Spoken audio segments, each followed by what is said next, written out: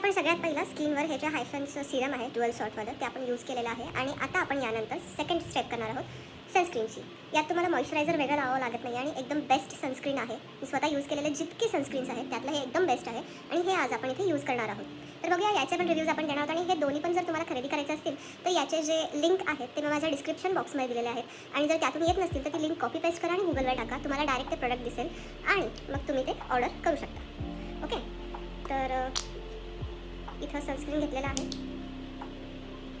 आणि हे आता आपण यूज करणार आहोत.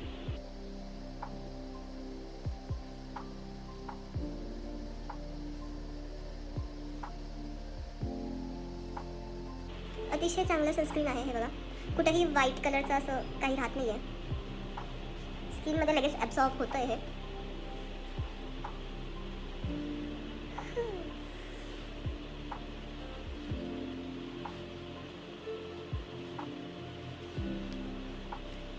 आणि आता मी बाहेर जाणार आहे मेकअप करून. तर बाकीचा लुक आपण मेकअप नंतर बघूया. बाय. आणि हा आहे पूर्ण लुक. एक सनस्क्रीन लावल्यानंतर तुम्हाला ना हायलायटर लावावं लागतं ना तुम्हाला मॉइश्चरायझर क्रीम लावावं लागतं. आणि यात जे मी लिपस्टिक यूज केलेलं आहे ते सुद्धा मोस्ट ऑर्डर्ड झालेलं लिपस्टिक आहे. तर हे लिपस्टिक आणि जे डबल शॉट सिरम आहे आणि जे सनस्क्रीन आहे या तिन्हीची लिंकही मी डिस्क्रिप्शन बॉक्समध्ये दिलेली आहे. कॉपी पेस्ट करून तुम्ही ऑर्डर करू शकता. Bye bye.